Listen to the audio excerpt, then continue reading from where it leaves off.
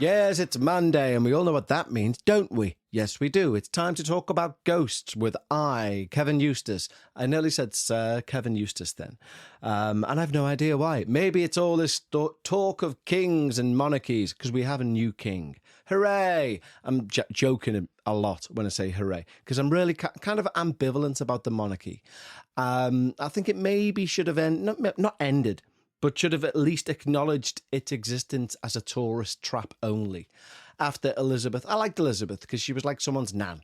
You know, you can picture her going, would you like some tea and biscuits? And you go, yes, please, Lizzie. And these corgis are gorgeous. Whereas with Philip, it's a bit like, would you like some tea? And you'd be like, no, because I don't like you, Philip. Anyway, yeah. So we've had that going on. We've got a new king. But it always makes me laugh as well because it's a bit Disney-esque. And I've always found it hysterical.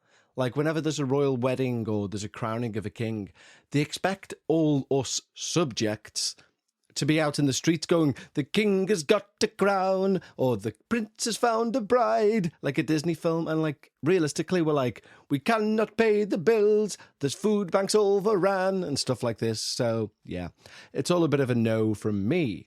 But me and Becca did we've had quite a good weekend. We went to a Eurovision bingo event. That was fun. Yeah, it was kind of fun. And there was it turns out there's a lot of old bingo calling things, which are just not applicable in 2023, which I didn't even think about. But the bingo caller, for example, went 8 and 8, 88. And some woman in like the 50s shouted, you should say 2 fat ladies. That's the call for 88. And he went, no, it's 2023 now, love. People have got feelings. And I was like, oh, can you no longer say 2 fat ladies, 88. You like the way you say 2 little ducks, 22. And everyone goes quack, quack, and all that. Well, bingo madness. Anyway, what are we going to talk about today? We've got the world of the paranormal to talk about. I'm going to do a review of the Popes Exorcist after finally seeing it. And then we're going to have one of your amazing true listener ghost stories. And then we're going to pop over to Bekahs Reddit Corner, where we're going to cover a Ouija board story. Yes, we are. And then have quite a long debate around demonic possession, Ouija boards in general. And yeah, it was a good debate, I thought. Anyway, I must, of course, ask you all how you're doing. That's podcast law. If you don't ask that as a podcaster, you are arrested. So how are you all doing? Good. I'm glad you all answered in the affirmative there. Now, before we get into the show, what we need to do, of course, is thank our wonderful Patreons because they literally keep the show afloat. Now, when you sign up to Patreon, not only do you support the show, you also get 2 additional shows each and every week. Not month, week. Yes, you do. You get 1 half-hour ramble where it's me. As you can tell, I like to talk. Just rambling my life away for you guys. Trying to make you laugh, sometimes having a serious point to make, and most of the times a mix of the two. And then secondly, you get a paranormal Patreon podcast on a Sunday, which is generally me and Becca. We go through the internet, find some scary stories and discuss them. So yeah, if you like all of that sort of jazz, head over to patreon.com/we need to talk about ghosts. And also, as an added incentive, when you do so, I sing your name as a thank you with an original song invented just for you guys. And the guitar is well and truly out. Now, caveat, I didn't say they were good songs. Anyway, we have 11 new Patreons to say thank you to fit into a song. I'm going to have to do a rap. I'm not going to do a rap. But we need to say thank you to Annie Caradeo, Penny Boyce, Sarah Townsend, Ian Morris, April Gatlin, Laura Clifford, Kaylee Newton, Lily Johnson, Amelia Shepherd, Catherine Lucas, and Roxanne Roberts. Good luck, Kev. Thanks, Kev. Let's do a bit of maybe a country-ish sort of thing. It's the only way I can get through these names. Let's go. Annie Caradeo, Penny Boyce, Sarah Townsend too. Ian Morris, April Gatlin, Laura Clifford too. Kaylee Newton, Lily Johnson, Amelia Shepherd, and there's Catherine Lucas and Roxanne Roberts. Thank you. Hear that 7th?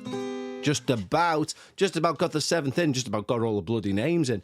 Anyway, thank you so much, guys, for signing up. I hope you enjoy. What is it? It's like 4 hours a month worth of extra content, and there's over 250 hours worth of bingeable Patreon-only stuff over there.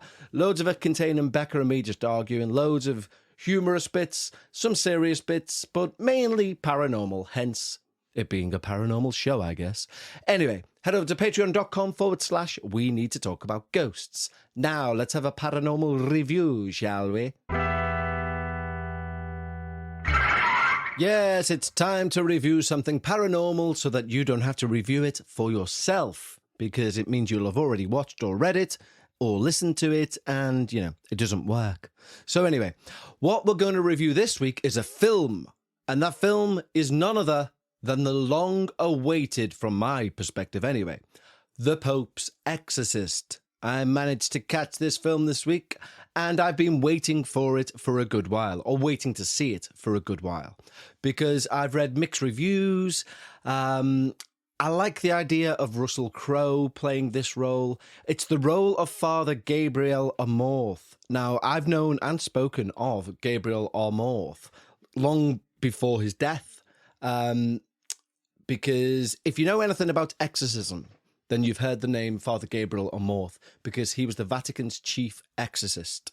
And he was the guy who was kind of untouchable towards the end of his years, because he'd lived such a long life and they kind of left him alone to do what he wanted. Do you know what I mean? In a weird way. And he said a few controversial things towards the Catholic Church, such as like the devil resides within the Vatican and things like that.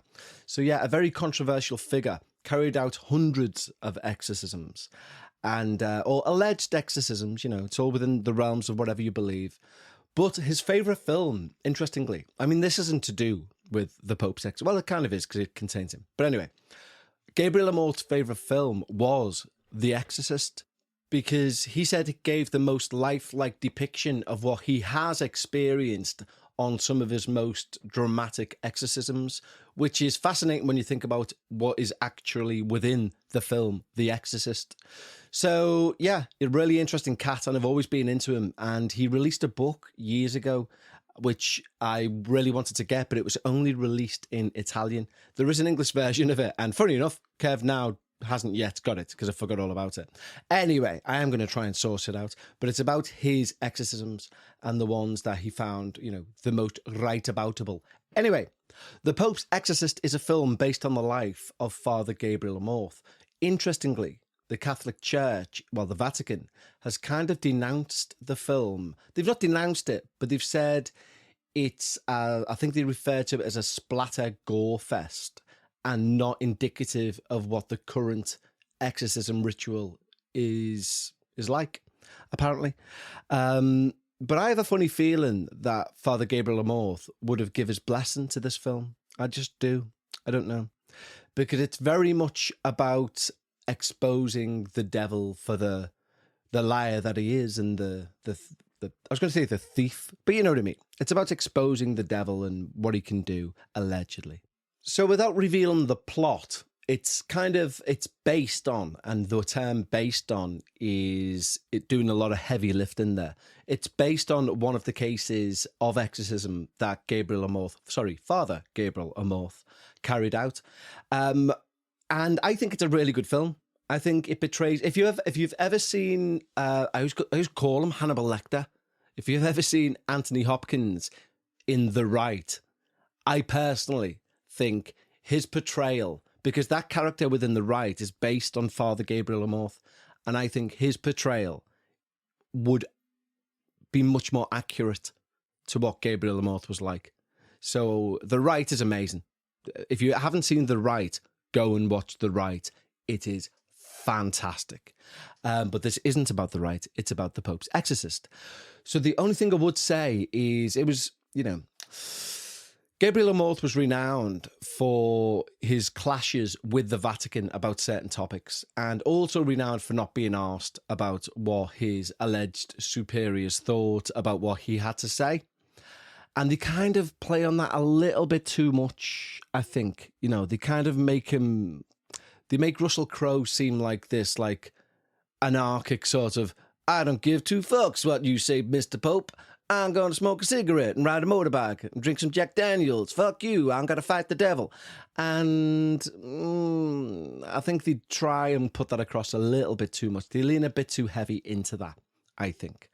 Whereas, as I say, the right film, the film called The Right, not the right film, Anthony Hopkins plays the character of Gabriel Amorth with I think, a bit more gravitas, to be in all honesty. That said, The Pope's Exorcist as a film in its own right is outstanding. It's very good. There are a lot of really good... what they try to do basically is reimagine and try and put a new spin on what happens in The Exorcist. So the idea of possession, the idea of how it rips apart a family, that sort of stuff.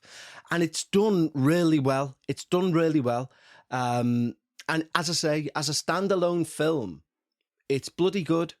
But for me, it's not as good as The Right. So for me, if you want to watch a film about and get a real sense of Gabriel Amorth, watch The Right, although it's only loosely based on him. But The Pope's Exorcist still gets 2 thumbs up, just not to the sky. So that's my rating for The Pope's Exorcist. I did hope for more from it, in all honesty. I was slightly disappointed. But at the same time, if I didn't know it was meant to be the backstory of Gabriel Amorth and it was just a film about an exorcist, then I'll probably give it a much better review. But because I don't like how they've done certain parts, but I do like how they've done others, and I will always watch a paranormal film, and it was jump scary at part 2, and, you know, it's filmed beautifully as well. It is shot really beautifully. So I will give it 2 thumbs up, just not to the sky. I mean, that said, I've also, within this same review, called it outstanding, so I'm still in 2 minds. I don't know. I might have to give it a rewatch. So maybe I'll come back to it and revisit it. It might be one of them films, and I've got a few films like this. It depends on the mood I'm in when I watch them, on how good I think that film is. So I don't know. But either way, it's definitely worth a watch. 2 thumbs up, just not to the sky.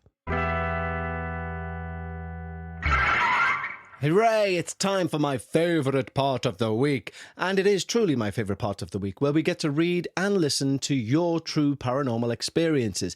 And we've had an email in from Elizabeth Thompson.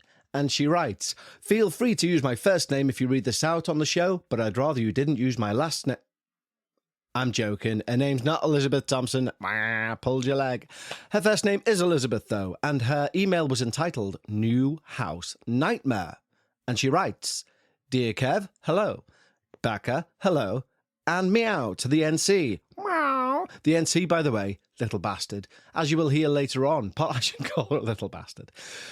We've just recorded Reddit Corner, which I then throw on at the end. God, she may as well be playing a fucking drum kit, honest to God. She just does it on purpose, I'm sure of it. Anyway. So Elizabeth writes, "I've always been interested in the paranormal, but I've never found a paranormal podcast that I've been so addicted to as The Dark Paranormal. And then I discovered Wintag, which I've also loved. Keep up the brilliant work, in brackets, and you and Becca really make me laugh out loud sometimes, which is also a bonus." Why, thank you, Elizabeth. That's really kind of you to say. Anyway, we now go in to Elizabeth's story. "I'd never really had any ghostly or otherwise paranormal experiences to speak of, until my husband and I moved into our new house in a Birmingham suburb late last year. It's a beautiful house and we fell in love with it as soon as we viewed it.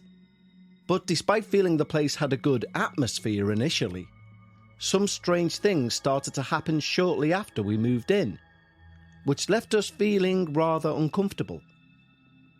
We were often hearing strange noises, especially at night, which were difficult to identify and place. Knocking, clanking, and shuffling noises. But we tried to brush these off as jutes, and as us getting used to unfamiliar noises in a new house. And for any new listeners, a jute is just one of those things. That's Kev saying that. I also went up into the loft and experienced a really weird feeling of dread, and as though there was something up there. But I put this down largely to my overactive imagination. But then, 2 things happened, which were much harder to brush off. My other half elbowed me awake one night to ask if I heard a voice. Now, I often sleep with earplugs in and don't always hear things. So I asked him what he thought he'd heard. He said he'd heard what sounded like a child's voice, very close to his head, but couldn't distinguish any words. I asked him if perhaps he'd just been dreaming, but it was shortly after we'd gone to bed, and he said he'd still been wide awake when he heard it. I have to say, this incident rather unsettled us. A few weeks later, something happened which freaked me out even more. I was lying in bed one morning after my husband had already got up and started getting ready for work, and I thought I heard him come back into the room. Or perhaps, more correctly, I felt him, in brackets due to the earplugs, come back into the room. I.e., I felt the vibration of someone walking across the floor of the bedroom. He then gently grabbed my ankle. So I turned over, thinking he was trying to get my attention for some reason, or had just come back in to say goodbye before heading out. But when I turned over and opened my eyes, the bedroom door was still tightly shut, and there was no one in the room.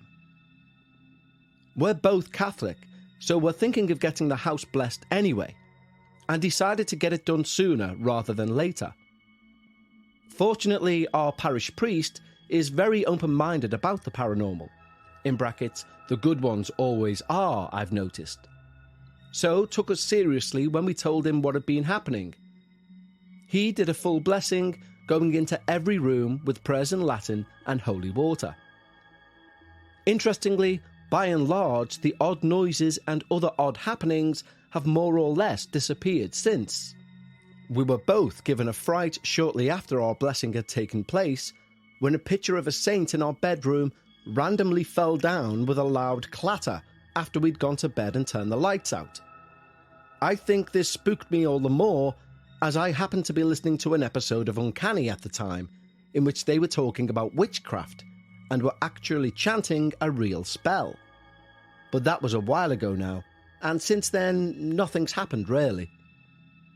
Maybe not the most chilling tale, I realise, compared to some of the stories you've been sent, but I feel it's been cathartic writing it down if nothing else. Love, Liz.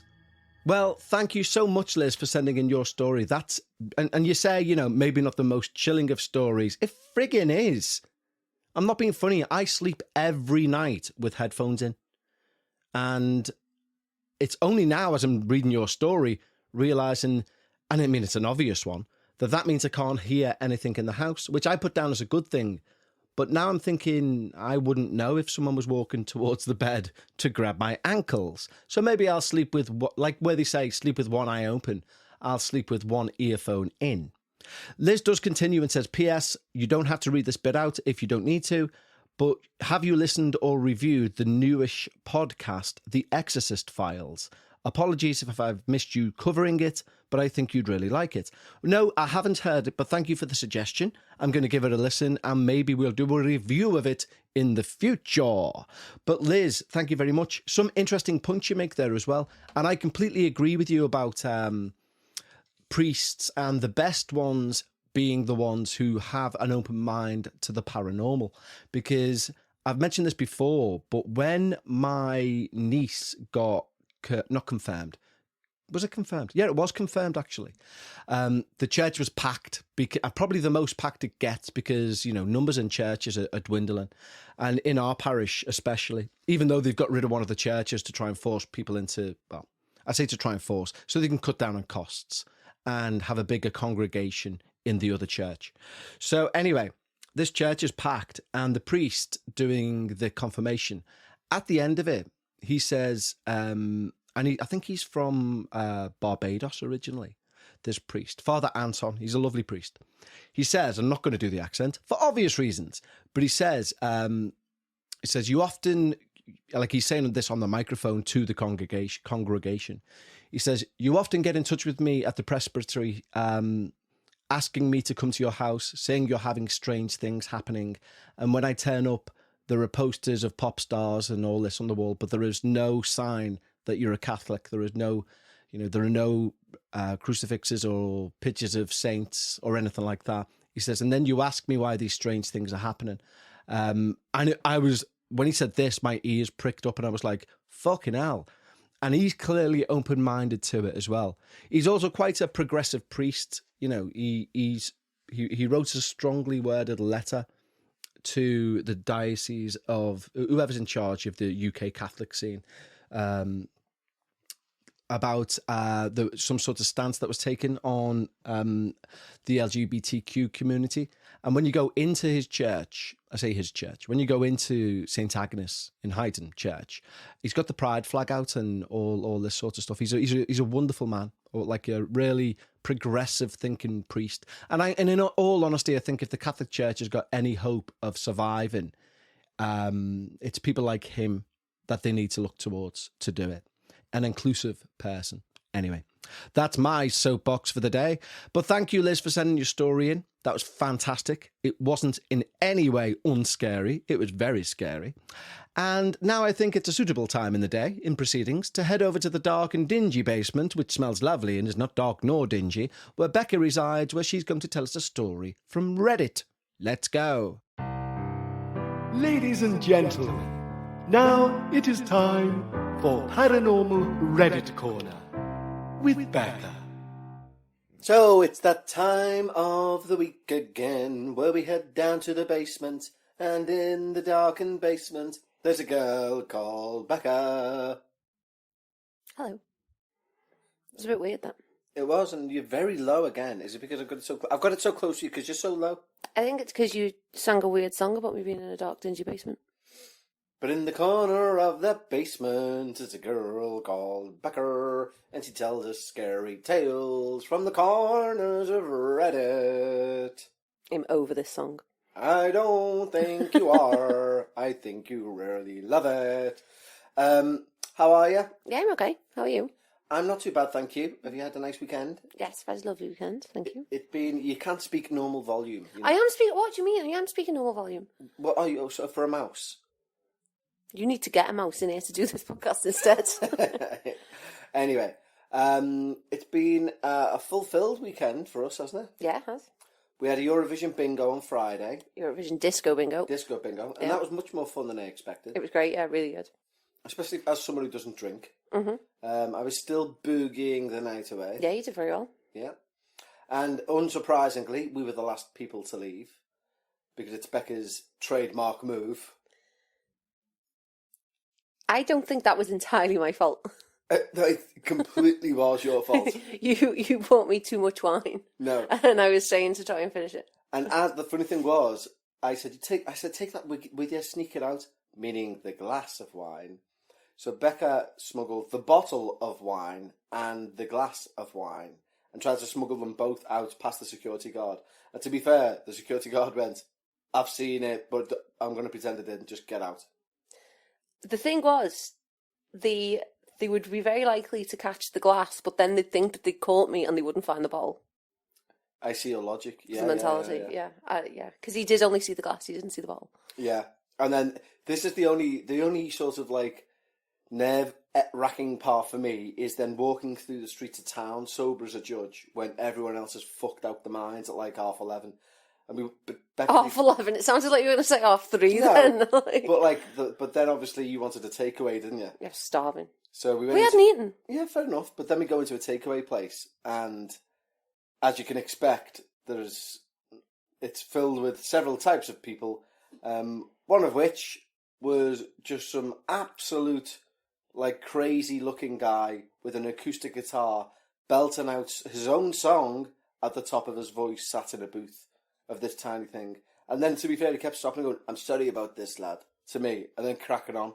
Like he had some sort of... apologising to you. Yeah, but like he had some sort of musical Tourette's where he just couldn't hold in playing this guitar. And it was proper scouse the way he was singing to it. It was like, and I'll go down to the disco, baby, get myself some Anadin. And when I go to the shops again, sorry about this, lad, I'll maybe get a kebab again. For a Scouse musician, you hate Scouse musicians. I don't hate Scouse musicians. You do. You know what I hate?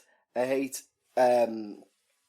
hate overly accented Scouse musicians who think it's cool and rebellious and people may say, What's what? to sing in their own accent? Yeah, and I was just about to say, people may say, what? To sing in your own accent, but there's a difference.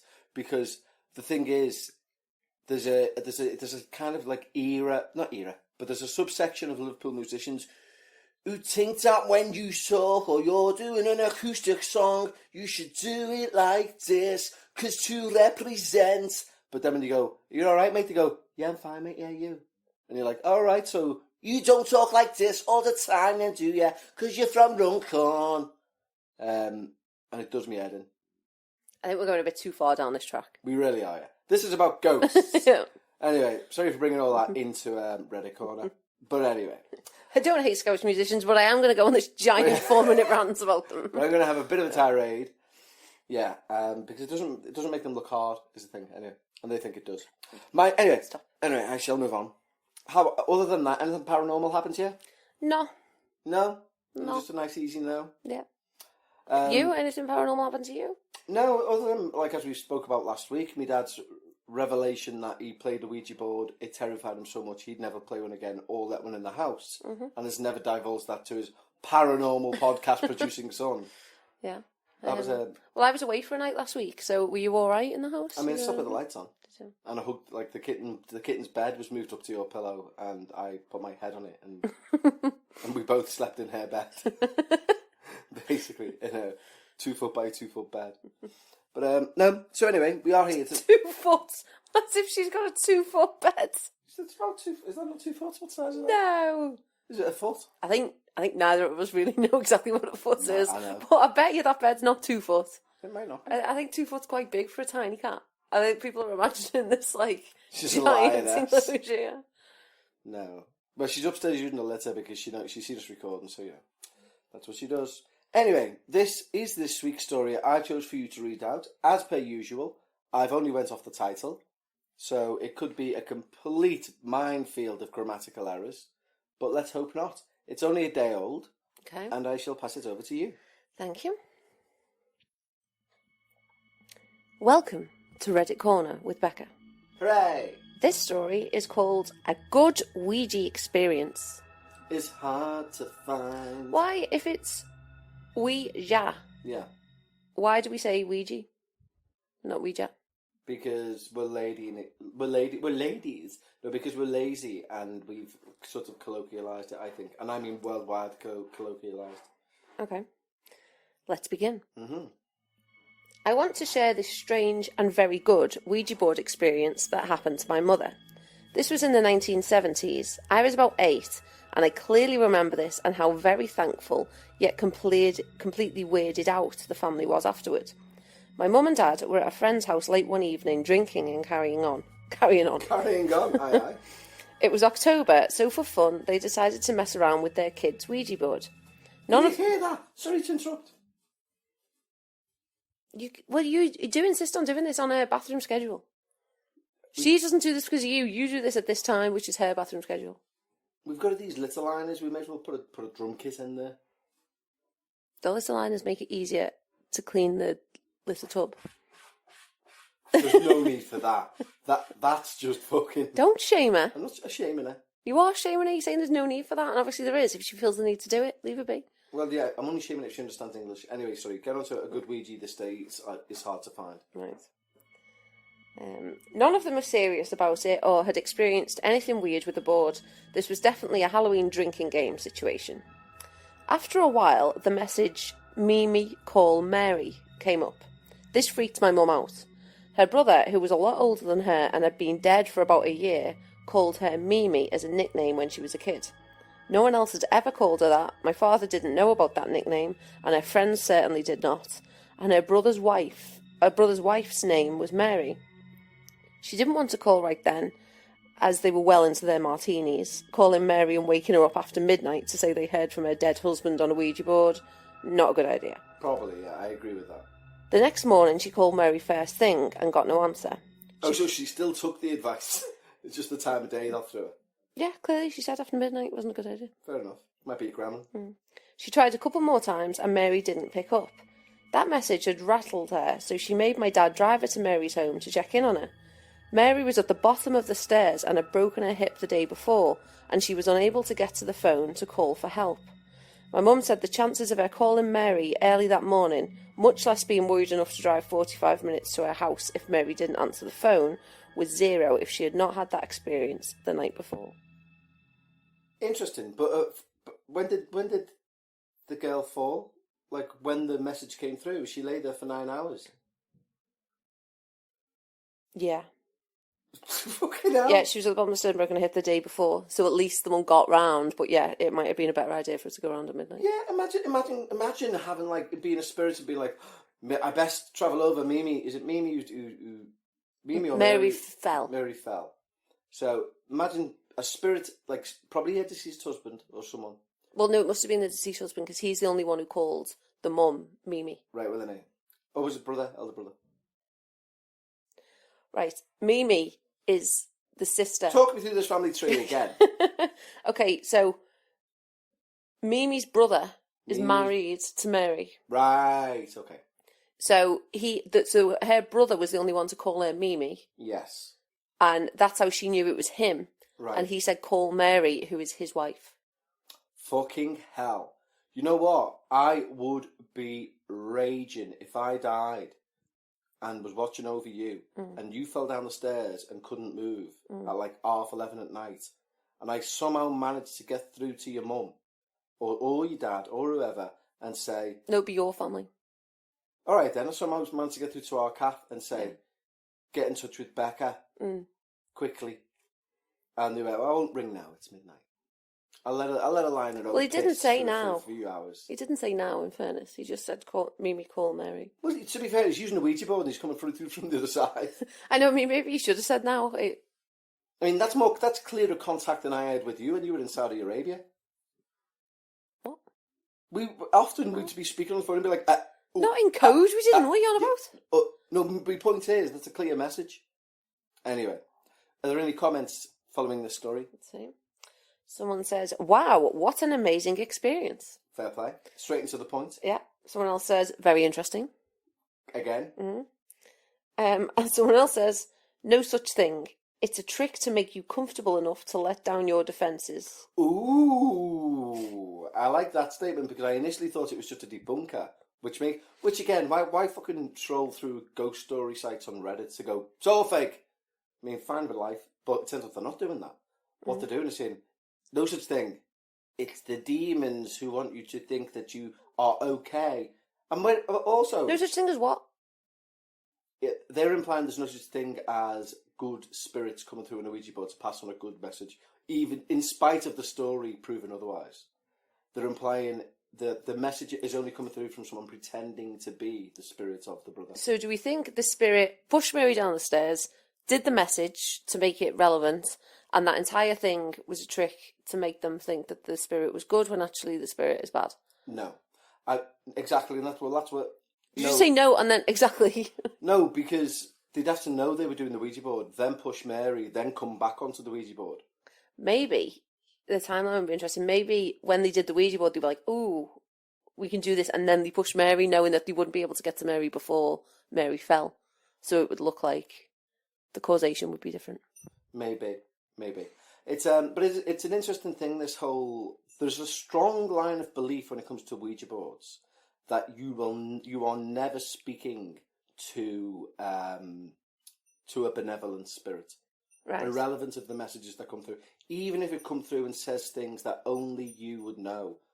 Say if you had a secret with your dad that only you and he knew, and he passed away, and then this message come through on the board as an act of validation. Yeah.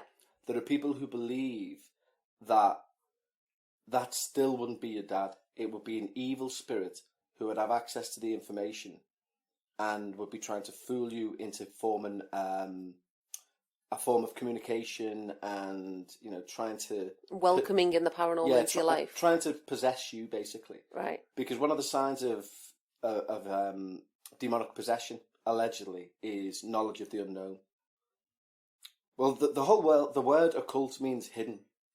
So, one of the signs of demonic possession is knowledge of the unknown. It's like, I won't say who it was because it's a family member, but they know a priest, and they've asked this priest, or it might have been a reverend, as in like a Church of England vicar even. But they were asking them if they've ever experienced anything paranormal. And this person said that they used to do prison visits. And one of the prison chaplains had got in touch and said, there's a guy who, like, all the staff are saying that he's possessed. And the reverend or whatever was like, nonsense, there's no such thing. But I'll go in and I'll say a prayer for him and I'll speak to him and stuff. And on his way to the prison, his car broke down. Not like dramatic, like, you know, the windscreen flew out or he was hit. The car just broke down, and it was like for a valid reason, like you know, like his carburetor blew or something. Yeah. And the AA came out, fixed the carburetor. The AA is roadside assistance for those who don't know, and fixed the car, and he carried on his journey to the prison. Anyway, he got into this guy's cell, and the first thing this guy said to him was, "Sorry to hear about your car breaking down." And this is the thing. It's like knowledge of the unknown. And the guy... Well, wouldn't he have known that he was late? No. Why wouldn't he have known that he was late? Because he wasn't late. This was he not... was late? Well, this was not how the story was portrayed. Because the whole point was this family member, and it's on your side, this family member, by the way, said that... See, that's making me going to believe. No, but my point is that he asked specifically of this person of faith, person of the cloth, what's the weirdest, most paranormal thing you've had?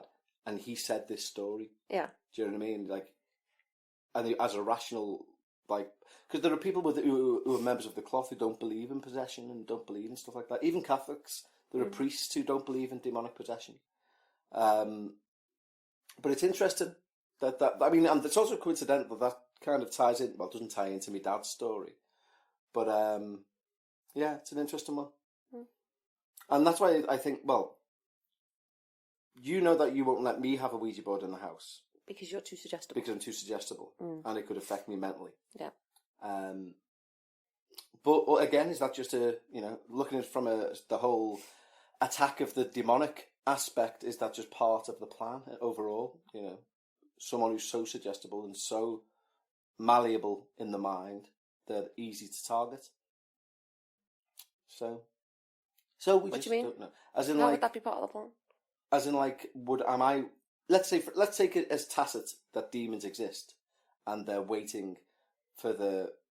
Because I started watching the Popes Exorcist the other day, and it's actually the film review for this week.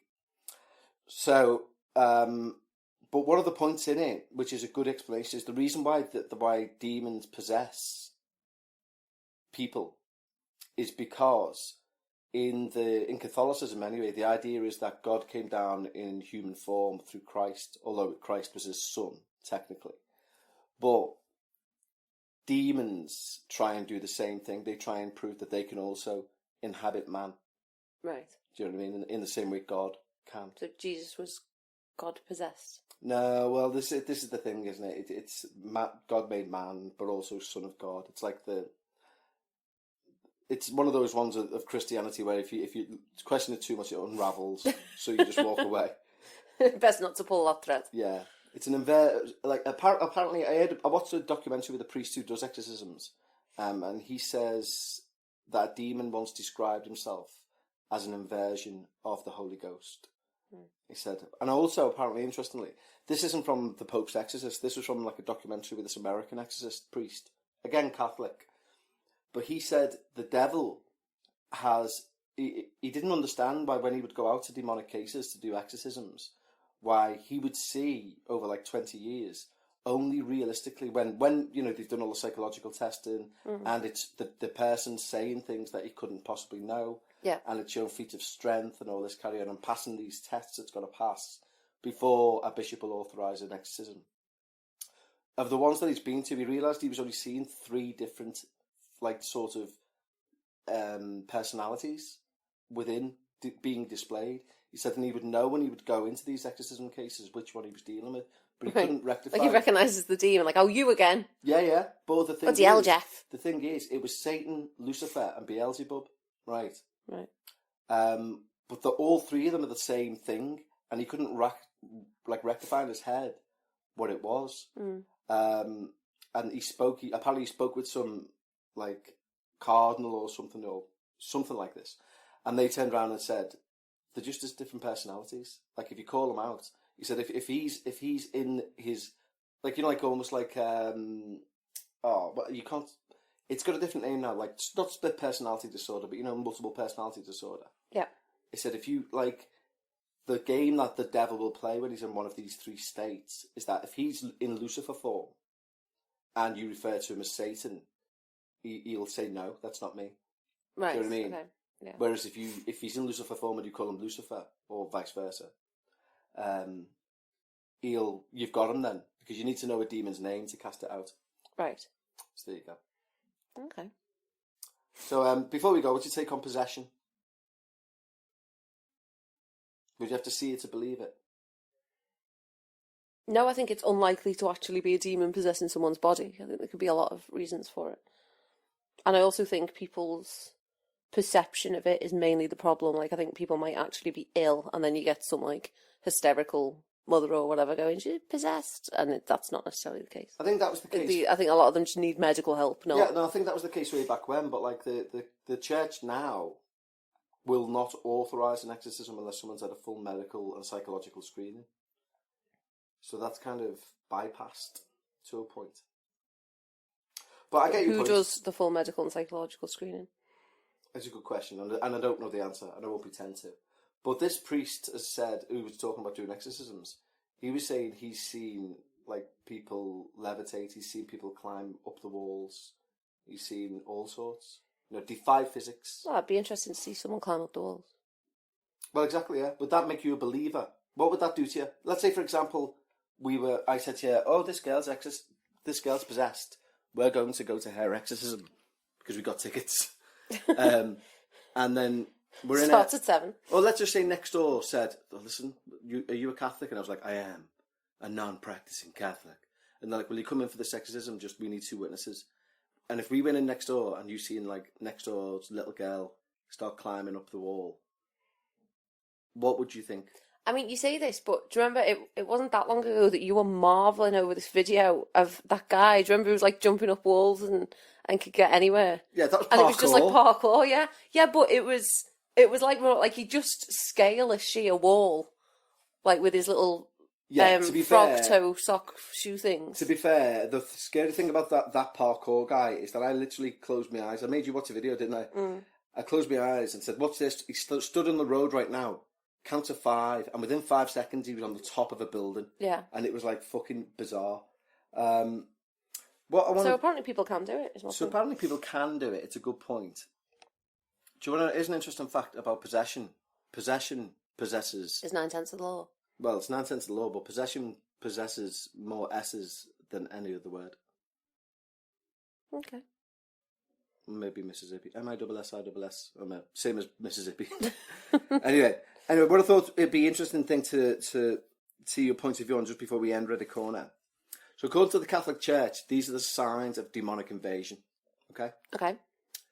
Now tell me what you think, all I want from you is to say whether you think, that would defy a rational explanation. Okay? Okay. So number 1, the use of languages unknown to the person or people around them. So, for example, speaking Aramaic, or it's usually old and dead languages. Well, no, because remember that time that woman got a bang on the head and just woke up and was able to speak fluent French? Yep, okay, fair enough. Having extraordinary strength or resistance to physical restraint. No, I think adrenaline can do shocking things to you, like very surprising human things. Yeah. Knowledge of events or people that the person could not have possibly known. People say couldn't have possibly known. Like, you don't know what someone else knows, and certainly like what they've picked up through osmosis or anything that they might have. Like some people reckon that like everything you ever know or knew is like locked away somewhere in your brain. You just don't access it. It's like in the same way that your consciousness is a very small percentage of what's happening, but your subconscious can pick up on a lot of things. So like there might be a conversation that was had when you were a baby that people are like, oh, you couldn't possibly remember that, but it's back in there somewhere, and it can come out at odd times.